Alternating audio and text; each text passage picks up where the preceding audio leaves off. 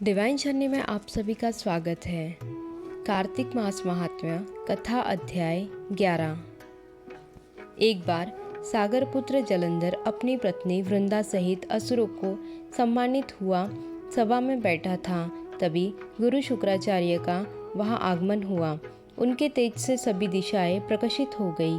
गुरु शुक्राचार्य को आता देखकर सागर पुत्र जलंधर ने असुरों सहित उठकर बड़े आदर से उन्हें प्रणाम किया। गुरु शुक्राचार्य ने उन सबको आशीर्वाद दिया। फिर जलंधर ने उन्हें एक दिव्य आसन पर बैठाकर स्वयं भी आसन ग्रहण किया। फिर सागर पुत्र जलंधर ने उनको विनम्रता पूर्वक पूछा, हे गुरुजी, आप हमें यहाँ बताने की कृपा करें कि राहु का सिर किसने काटा था।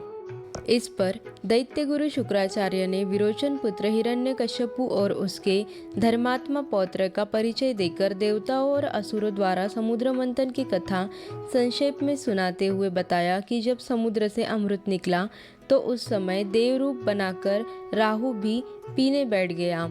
इस पर इंद्र के पक्षपात भगवान विष्णु ने राहु का सिर काट डाला। अपने गुरु के मुख से इस प्रकार के वचन सुनकर जलंधर ने क्रोध की सीमा न रही। उसके नेत्र लाल हो गए। फिर उसने अपने मस्तक नामक दूत को बुलवाया और उसे शुक्राचार्य द्वारा सुनाया गया वृत्तांत सुनाया।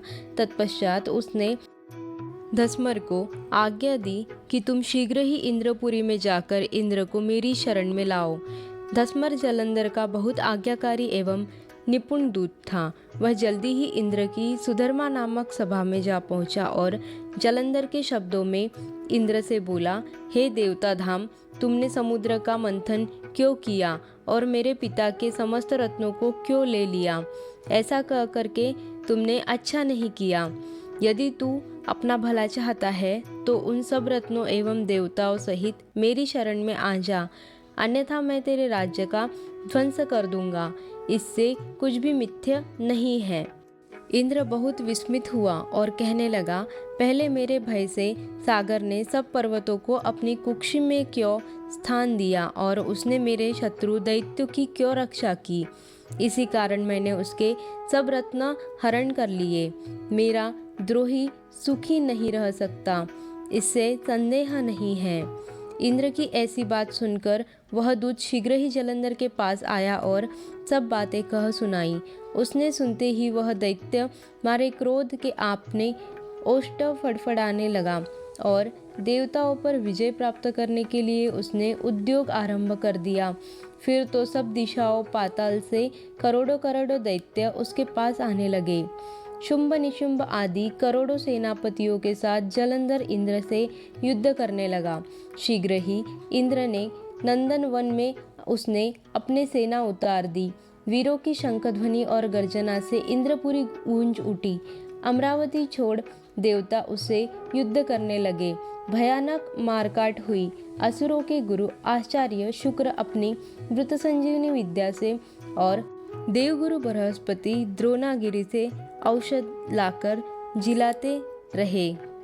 इस पर जलंधर ने क्रुद्ध होकर कहा कि मेरे हाथ से मरे हुए देवता जी कैसे जाते हैं। जिलाने वाली विद्या तो आपके पास है। इस पर शुक्राचार्य ने देवगुरु द्वारा द्रोणाचार्य से औषधि लाकर देवताओं को जिलाने के बाद कह दी। यह सुनकर जलंधर और भी कुपित हो गया। फिर शुक्राचार्य जी ने कहा, यदि शक्ति हो तो द्रोणागिरी को उखाड़कर समुद्र में फेंक दो, तब मेरे कथन की सत्यता प्रमाणित हो जाएगी। इस पर जलंधर कुपित होकर जल्दी ही द्रोणागिरी पर्वत के पास पहुंचा और अपनी भुजाओं से पकड़कर द्रोणागिरी पर्वत को उखाड़कर समुद्र में फेंक दिया। यह तो भगवान शंकर का तेज था, इसमें जलंधर की कोई विचित्रता नहीं थी। तत्पश्चात यह सागर पुत्र युद्ध भूमि में आकर बड़े तीव्र गति से देवताओं का संहार करने लगा। जब द्रोणाचार्य जी औषध लेने गए तो द्रोणाचल को उखड़ा हुआ शून्य पाया। वह भयभीत हो देवताओं के पास गए और कहा कि युद्ध बंद कर दो, जलंधर को अब नहीं जीत सकोगे। पहले इंद्र ने शिव का अपमान किया था। यह सुन देवता युद्ध में जय की आशा त्याग कर इधर उधर भाग गए। सिंधुसूत निर्भय हो अमरावती में घुस गया। इंद्र आदि सभी देवताओं ने गुफाओं में शरण ले ली। कार्तिक मास महात्म्य कथा अध्याय 12। नारद जी ने कहा, तब इंद्रादि देवता वहाँ से भय कंपित होकर भागने भागने वैकुंठ में विष्णु जी के पास पहुँचे। देवताओं ने अपनी रक्षा के लिए उनकी स्तुति की। देवताओं की उस दीन वाणी को सुनकर करुणा सागर भगवान विष्णु ने उनसे कहा कि हे देवताओं, तुम भय को त्याग दो, मैं युद्ध में शीघ्र ही जलंधर को देखूंगा। ऐसा कहते ही भगवान गरुड़ पर जा बैठे। तब समुद्र तयना लक्ष्मी जी ने कहा कि हे नाथ, यदि मैं सर्वदा आपकी प्रिया हूँ और भक्त हूँ तो मेरा भाई आप द्वारा युद्ध में नहीं मारा जाना चाहिए। इस पर विष्णु जी ने कहा, यदि तुम्हारी ऐसी ही प्रीति है तो मैं उसे अपने हाथों से नहीं मारूंगा, परंतु युद्ध में अवश्य जाऊंगा, क्योंकि देवताओं ने मेरी बड़ी स्तुति की है। ऐसा कहकर भगवान विष्णु युद्ध के उस स्थान में जा पहुँचे जहाँ जलंधर विद्यमान था। जलंधर और विष्णु का घोर युद्ध हुआ। विष्णु के तेज से कंपित देवता सिंहनाद करने लगे और फिर वे अरुण के अनुज गरुड़ के पंखों की प्रबल आयु से पीड़ित हो दैत्य इस प्रकार घूमने लगे जैसे आंधी से बादल आकाश में घूमते हैं। तब अपने वीर दैत्य को पीड़ित होते देखकर जलंधर ने क्रुद्ध हो विष्णु जी को उद्धत वचन कहकर उन पर कठोर आक्रमण कर दिया। कार्तिक मास महात्म्य कथा अध्याय 13वां।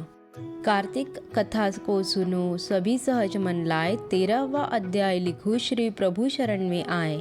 दोनों ओर से गदाओं, बाणों और त्रिशूलों आदि का भीषण प्रहार हुआ। दैत्यों के तीक्ष्ण प्रहारों से व्याकुल देवता इधर उधर भागने लगे। तब देवताओं को इस प्रकार भयभीत हुआ देख गरुड़ पर चढ़े भगवान युद्ध में आगे बढ़े और उन्होंने अपना सारंग नामक धनुष उठाकर बड़े जोर का टंकार किया। त्रिलोकी शाब्दित हो गई। पल मात्र में भगवान ने हजारों दैत्यों के सिरों को काट गिराया। फिर तो विष्णु और जलंधर का महासंग्राम हुआ। बाणों से आकाश भर गया। लोग आश्चर्य करने लगे। भगवान विष्णु ने बाणों के वेग से उस दैत्यों की ध्वजा, छत्र और धनुष बाण काट डाले। इससे व्यथित हो उसने अपनी गदा उठाकर गरुड़ के मस्तक पर मार दी। साथ ही क्रोध से उस दैत्य ने विष्णु जी की छाती में भी एक तीक्ष्ण बाण मारा। इसके उत्तर में विष्णु जी ने उसकी गदा काट दी और अपने शारंग धनुष पर बाण चढ़ाकर उसको बींधना आरंभ किया।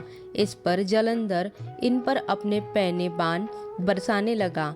उसने विष्णु जी को कई पैने बाण मारकर वैष्णव धनुष को काट दिया।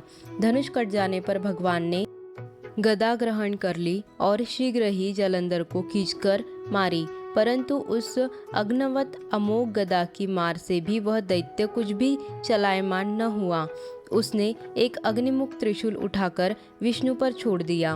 विष्णु जी ने शिव के चरणों का स्मरण कर नंदन नामक त्रिशूल से उसके त्रिशूल को छेद दिया। जलंधर ने छटपट कर विष्णु जी की छाती पर एक जोर का मुक्का मारा। उसके उत्तर में भगवान विष्णु ने भी उसकी छाती पर अपनी एक मुष्टि का प्रहार किया। फिर दोनों घुटने टेक बाहुओं और मुष्टिकों से बाहुयुद्ध करने लगे। कितनी ही देर तक भगवान उसके साथ युद्ध करते रहे। तब सर्वश्रेष्ठ मायावी भगवान उस दैत्यराज से मेघवाणी में बोले, रे रण दुर्मद दैत्य श्रेष्ठ, तू धन्य है जो इस महायुद्ध में इन बड़े बड़े आयुधों से भी भयभीत न हुआ। तेरे इस युद्ध से मैं प्रसन्न हूँ, तू जो चाहे वर मांग। मायावी विष्णु की ऐसी वाणी सुनकर जलंधर ने कहा, हे भावुक, यदि आप मुझ पर प्रसन्न हैं तो यह वर दीजिए कि आप मेरी बहन तथा अपने सारे कुटुंबियों सहित मेरे घर पर निवास करें। नारद जी बोले, उसके ऐसे वचन सुनकर विष्णु जी को खेद तो हुआ, किंतु उसी क्षण देवेश ने तथास्तु कह दिया। अब विष्णु जी सब देवताओं के साथ जलंधरपुर में जाकर निवास करने लगे। जलंधर अपनी बहन लक्ष्मी को देवताओं सहित विष्णु को वहां पाकर बड़ा प्रसन्न हुआ। फिर तो देवताओं के पास जो भी रत्नादि थे सबको ले जलंधर पृथ्वी पर आया। निशुंभ को पाताल में स्थापित कर दिया और देव दानव यक्ष गंधर्व सिद्ध सर्प राक्षस मनुष्य आदि सबको अपना वंशवर्ती बना त्रिभुवन पर शासन करने लगा। उसने धर्मानुसार सुपुत्र के समान प्रजा का पालन किया। उसके धर्मराज्य में सभी सुखी थे। कार्तिक मास महात्म्य कथा अध्याय 14वां। कार्तिक मास का आज लिखू 14वां अध्याय। श्री हरि कृपा करे, श्रद्धा प्रेम बढ़ाए। तब उसको इस प्रकार धर्मपूर्वक राज्य करते देख देवता क्षुब्ध हो गए। उन्होंने देवाधिदेव शंकर का मन में स्मरण करना आरंभ किया। तब भक्तों की कामना पूर्ण करने वाले शंकर ने नारद जी को बुलाकर देव कार्य की इच्छा से उनको वहां भेजा। शंभु भक्त नारद शिव की आज्ञा से देवपुरी में गए। इंद्रादिक सभी देवता व्याकुल हो शीघ्रता से उठ नारद जी को उत्कंठा भरी दृष्टि से देखने लगे। अपने सब दुखों को कहकर उन्हें नष्ट करने की प्रार्थना की। तब नारद जी ने कहा, मैं सब कुछ जानता हूँ, इसलिए अब मैं दैत्यराज जलंधर के पास जा रहा हूँ। ऐसा कह नारद जी देवताओं को आश्वासित कर जलंधर की सभा में आए। जलंधर ने नारद जी के चरणों की पूजा कर हंसते हुए कहा, हे ब्राह्मण, कहिए आप कहाँ से आ रहे हैं, यहाँ कैसे आए हैं? मेरे योग्य जो सेवा हो उसकी आज्ञा दीजिए। नारद जी प्रसन्न होकर बोले, हे महाबुद्धिमान जलंधर, तुम धन्य हो। मैं स्वेच्छा से कैलाश पर्वत पर गया था, जहाँ 10,000 योजनों में कल्प वृक्ष का वन है। वहाँ मैंने सैकड़ों कामधेनुओं को विचरते हुए देखा तथा यह भी देखा कि वह चिंतामणि से प्रकाशित परम दिव्य, अद्भुत और सब कुछ सुवर्णमय है।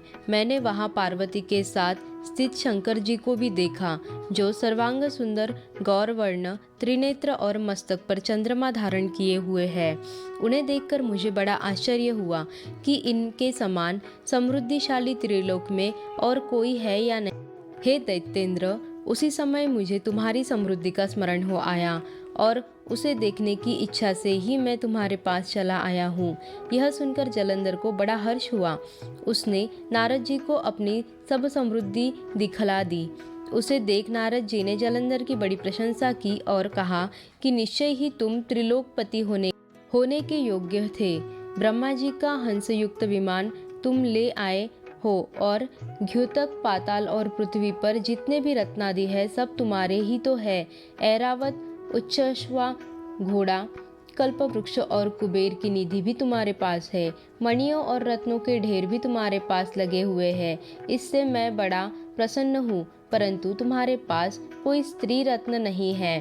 उसके बिना तुम्हारा यह सब कुछ फीका है। तुम किसी स्त्री रत्न को ग्रहण करो। नारद जी के ऐसे वचन सुनकर दैत्यराज काम से व्याकुल हो गया। उसने नारद जी को प्रणाम कर पूछा कि ऐसी स्त्री कहाँ मिलेगी जो सब रत्नों में से श्रेष्ठ हो। नारद जी ने कहा, ऐसा रत्न तो कैलाश पर्वत में योगी शंकर के पास ही है। उनकी सर्वांग सुंदरी पत्नी देवी पार्वती बहुत ही मनोहर, उनके समान सुंदरी मैं किसी को नहीं देखता। उनके उस रत्न की उपमा तीनों लोकों में कहीं नहीं है। देवर्षि उस दैत्य से ऐसा कहकर देव कार्य करने की इच्छा से आकाश मार्ग में चले गए। आशा करते हैं वीडियो आपको पसंद आई होगी। वीडियो को लाइक, शेयर, कमेंट और सब्सक्राइब करना ना भूलिएगा।